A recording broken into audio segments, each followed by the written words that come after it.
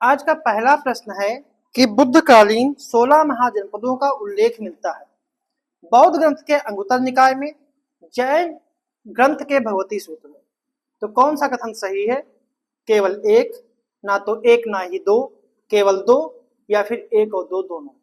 तो इसका जो सही जो आंसर है वो आपका है डी ऑप्शन। एक और दो दोनों कथन जो हैं वो सही है। ठीक है। बौद्ध ग्रंथ जो है इसका एक का नाम है सुत्त पिटक। सुत्त पिटक के अंगुत्तर निकाय में 16 महाजनपदों की सूची सर्वाधिक प्रमाणिक है और इसकी भाषा जो है वो पाली है। अंगुत्तर निकाय एक महत्वपूर्ण धार्मिक ग्रंथ है बौद्ध धर्म का।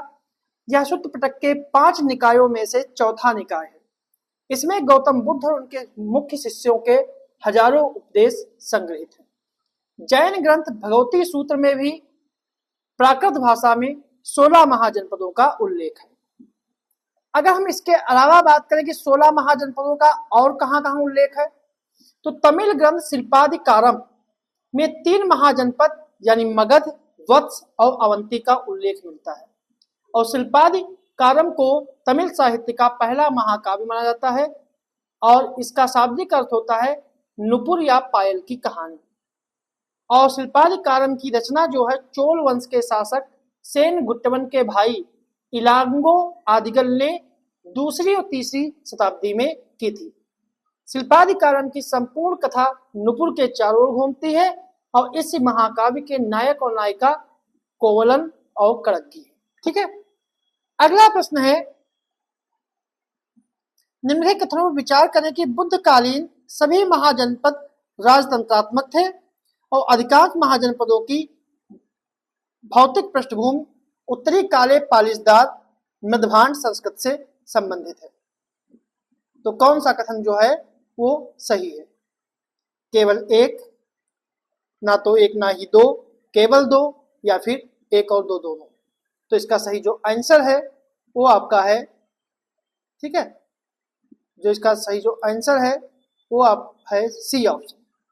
ठीक है, सी ऑप्शन यानी केवल दो, मतलब दूसरा कथन जो है वो सही है और पहला कथन जो गलत है वो गलत। मतलब इसका जो है दूसरा कथन जो है सही है, पहला कथन जो है वो गलत है। ऐसा इसलिए है कि 16 महाजनपदों में जो 14 थे वो राजतंत्रात्मक थे, दो जो थे वो गणतंत्रात्मक थे।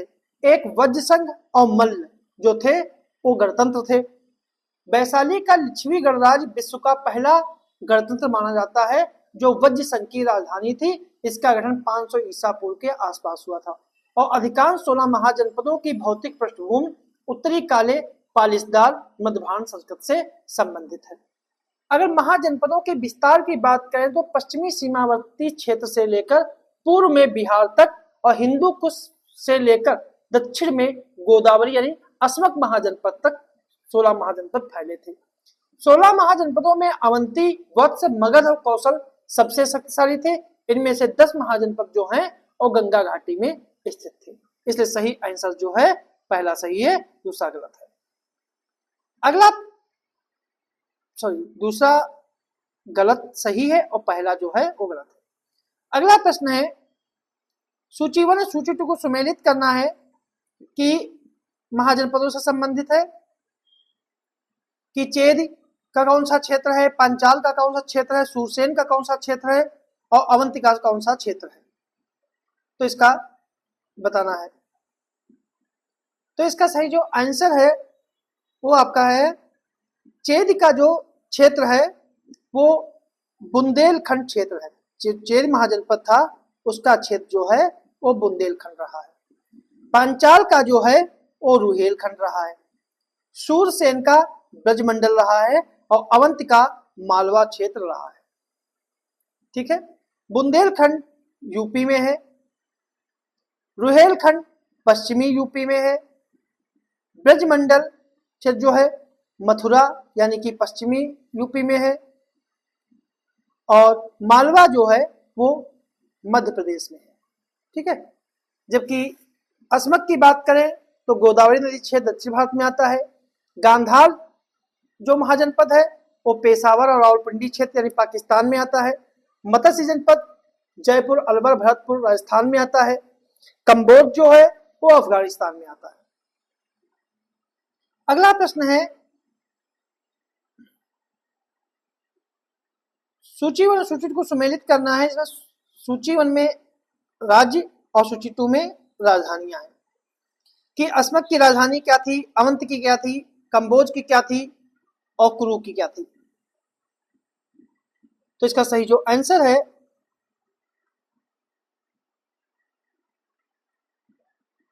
इसका सही जो आंसर है वो है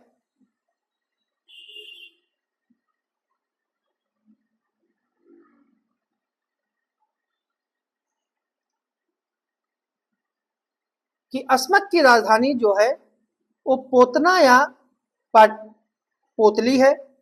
अवंत की राजधानी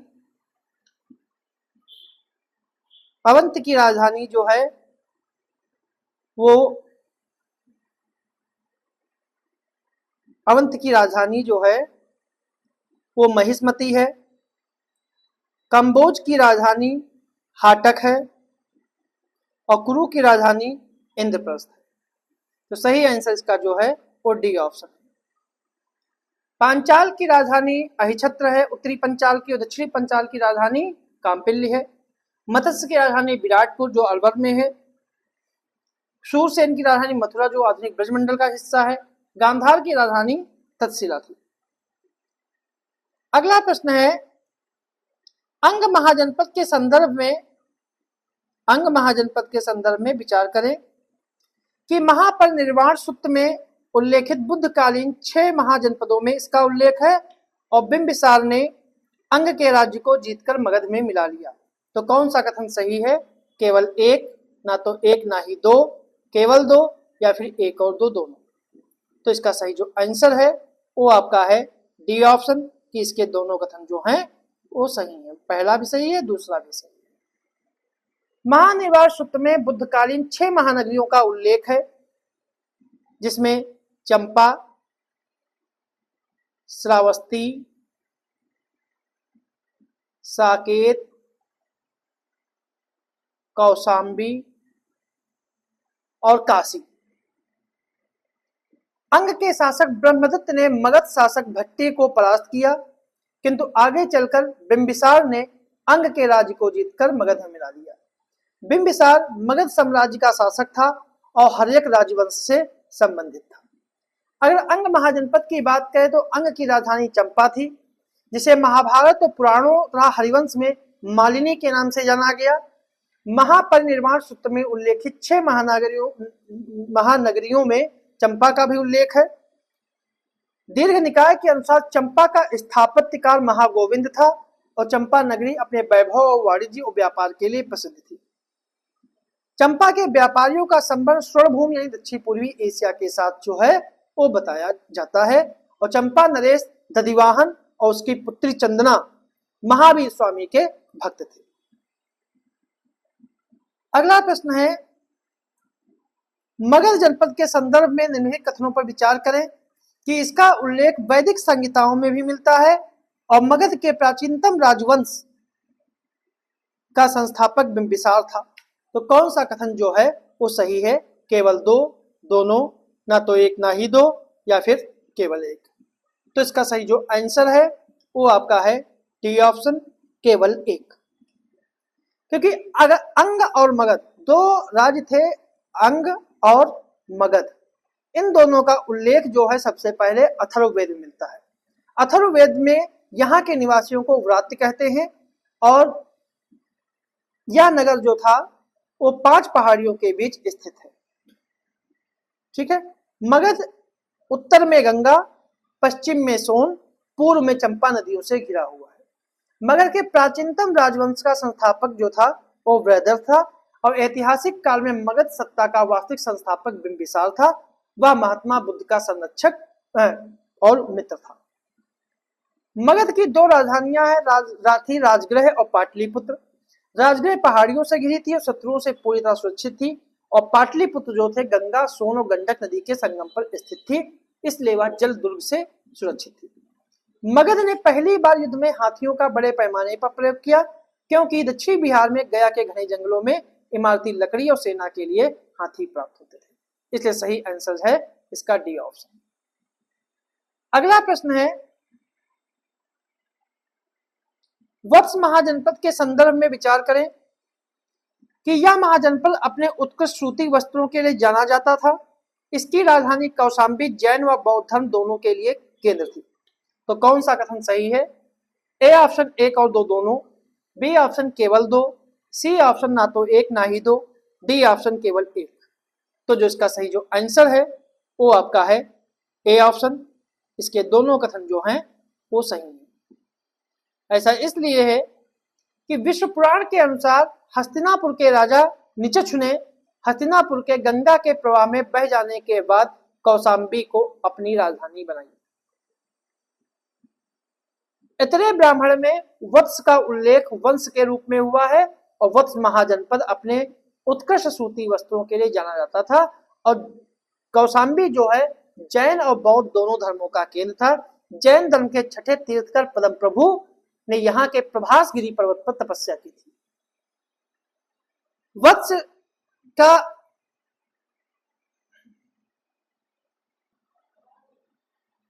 अगर वत्स महाजनपद की बात करें तो यहाँ गौतम बुद्ध का समकालीन राजा जो था पौरव वंश का उदयन था। यहाँ का जो शासक था वो उदयन था। प्रसिद्ध बौद्ध भिक्षु पिंडोल ने उदयन को बौद्ध मत में दीक्षित किया था। वत्सराज उदयन और वासदत्ता की प्रेम कथा का वर्णन स्वप्नवासवदत्ता में भास ने किया है। ठीक है, और इसका वर्णन हर्ष की रत्नावली में मिलता है और महावज्ञ की बृहत कथा मंजरी में भी इसका उल्लेख मिलता है। ठीक है, अगला प्रश्न है, निम्नलिखित कथनों पर विचार करें कि जैन तीर्थकर पार्श्वनाथ के पिता अश्वसेन काशी के राजा थे और महाजनपद काल में काशी वस्त्र उद्योग का महत्वपूर्ण स्थान था या केंद्र था। तो इनमें कौन सा कथन जो है वो सही है? केवल 2, 1 और 2 दोनों, ना तो 1 ना ही 2 और केवल 1। इसका जो सही जो आंसर है वो आपका है बी ऑप्शन, दोनों। इसके दोनों कथन जो हैं वो सही है। जैन तीर्थकर पार्श्वनाथ के पिता अश्वसेन काशी के राजा थे और महाजनपद काल में काशी व्यापार मूलतः घोड़ों का व्यापार करने के लिए वस्त्र उद्योग में सूती और रेशमी वस्त्रों का महत्वपूर्ण केंद्र था। अगर हम काशी की बात करें तो काशी मगध के उत्कर्ष के पहले सर्वाधिक शक्तिशाली जनपद था। इसके उत्तर में वरुणा नदी और दक्षिण में 80 नदियां थी और इन दोनों नदियों से घिरा हुआ वाराणसी नगरी थी, इसकी राजधानी थी। अथर्ववेद में काशी का उल्लेख मिलता है सबसे पहले और काशी को आमित्व क्षेत्र अभिधान भी कहा जाता है। गुतिल जातक के अनुसार वाराणसी 12 योजन विस्तृत थी और भारत की सर्वप्रधान नगरी थी। महावज्ञ ग्रंथ में काशी राज्य की शक्ति और समृद्धि का वर्णन मिलता है। तो सही आंसर जो है इसका बी ऑप्शन है। अगला प्रश्न है, कौशल महाजनपद के संदर्भ में विचार कीजिए कि राप्ती नदी इस राज्य को 2 भागों में बांटती थी। इसका विस्तार जो है दक्षिण बिहार में था। तो कौन सा कथन जो है सही है? केवल 1, ना तो 1 ना ही 2, केवल 2 या फिर 1 और 2 दोनों। तो इसका सही जो आंसर है वो आपका है बी ऑप्शन, ना तो 1 ना ही 2, दोनों कथन इसके गलत है। क्योंकि कौशल राज्य का विस्तार जो है उत्तर में नेपाल की तराई से लेकर दक्षिण में सई नदी तक था। पश्चिम में पांचाल व गोमती नदी से लेकर गंडक नदी तक था और कौशल राज्य को सरयू नदी 2 भागों में बांटती थी। कौशल की राजधानी श्रावस्ती थी जो राप्ती नदी के किनारे है। अयोध्या और साकेत इस राज्य के प्रमुख नगर थे। महात्मा बुद्ध के पूर्व ही कंस नामक शासक ने काशी राज्य को जीता था और जातक कथा में ग्रंथों में कंस को बनारस पर अधिकार करने वाला वारणा सिग्राहो कहा जाता है। गौतम बुद्ध के समय कौशल का राजा प्रसेनजित था, जिसने अपनी बहन महाकोसला का विवाह मगध के राजा बिंबिसार से किया था और दहेज में काशी दी थी। प्रसेनजित ने अपनी पुत्री वजीरा का विवाह अजातशत्रु से किया और प्रसेनजित के समय कौशल राज्य अपने उत्कर्ष पर था। प्रसेनजित और गौतम बुद्ध की भेंट का वर्णन भरहूत स्तूप में मिलता है और काशी के अतिरिक्त उसका कपिल वस्तु के साकी, केप सुत के कलाम, पावा और कुशीनगर के मल्ल, रामगढ़ के कोलिप गणराज्यों पर अधिकार था। इस प्रकार उसे 5 राजाओं के गुट का नेतृत्व कौशल राज्य करता था। अगला प्रश्न है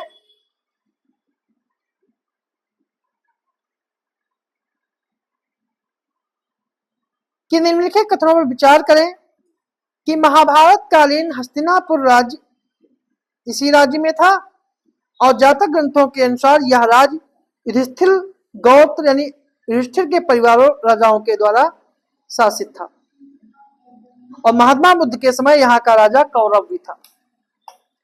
तो इसमें किसका वर्णन महाजनपद का है? पांचाल, कुरु, मत्स्य या सूरसेन? तो इसका सही जो आंसर है वो आपका है बी ऑप्शन, कुरु। महाभारत कालीन हस्तिनापुर राज्य जो इसी राज्य में हुआ करता था। महात्मा बुद्ध के समय यहाँ का राजा कौरव भी था। कुरु में पहले राजतंत्रात्मक शासन था और बाद में गणतंत्र की स्थापना हुई। महतूम सोम जातक के अनुसार इस राज्य में 300 संघ थे और जैन ग्रंथ के उत्तर ध्यान सूत्र में इक्ष्वाक को कुरु देश का राजा माना गया है, जिसके नाम पर यहाँ पर इसुक्कर नगर भी था। अगर मल्ल की बात की जाए तो गणतंत्रवादियों के पश्चिम में था और यह 9 कुलों का समूह था। कुशीनगर और पावा मल्ल के अंतर्गत आता है और अजातशत्रु ने आक्रमण करके मल्ल राज्य को अपने राज्य में मिला लिया था।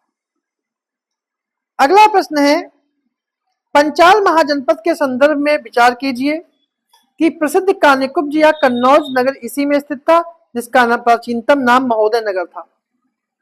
महाभारत कालीन द्रौपदी इसी राज्य की निवासी थी। तो इनमें कौन सा कथन सही है? दोनों, ना तो एक ना ही दो, केवल दो या फिर केवल एक? तो इसका सही जो आंसर है वो आपका है ए ऑप्शन, 1 और 2 दोनों।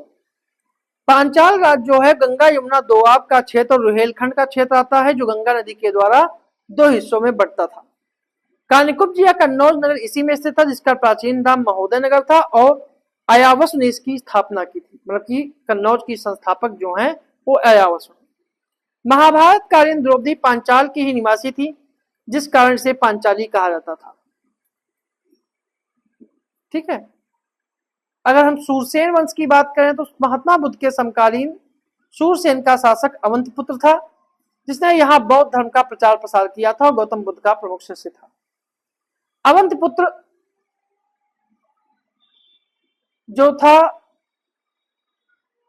वो चंड प्रद्योत की पुत्री का पुत्र था और महाभारत और पुराणों के अनुसार यहाँ यदुवंशी राजा कृष्ण शासन करते थे।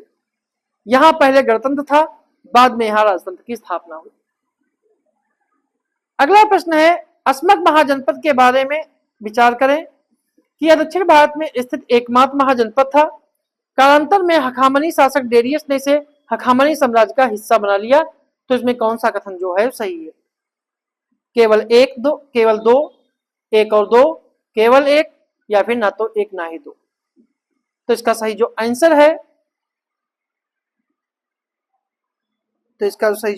है वो आपका है सी ऑप्शन, कि इसका पहला कथन जो है सही है और दूसरा कथन जो है गलत है।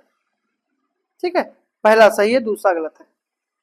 क्योंकि गोदावरी तट पर दक्षिण भारत में एकमात्र महाजनपद अस्मक था, जिसका उल्लेख बौद्ध ग्रंथ अंगुत्तर निकाय में मिलता है। अष्टाध्यायी, मार्कंडेय और बृहत संहिता जैसे ग्रंथों के अनुसार अस्मक का राज दक्षिण में ना होकर उत्तर पश्चिमी क्षेत्र में था। पुराण अस्मक और मूलक प्रदेश एक दूसरे के पड़ोसी थे और दोनों के ही शासक इक्ष्वाक वंश के थे। गोदावरी नदी दोनों के मध्य विभाजन रेखा थी।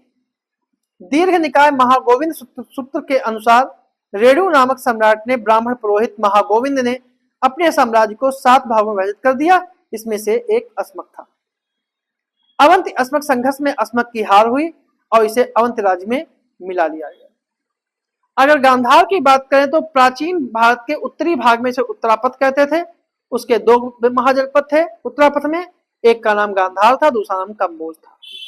कुंभकार जातक के अनुसार तक्षशिला गांधार की राजधानी थी, जो अपने समय विद्या और व्यापार का प्रमुख केंद्र थी।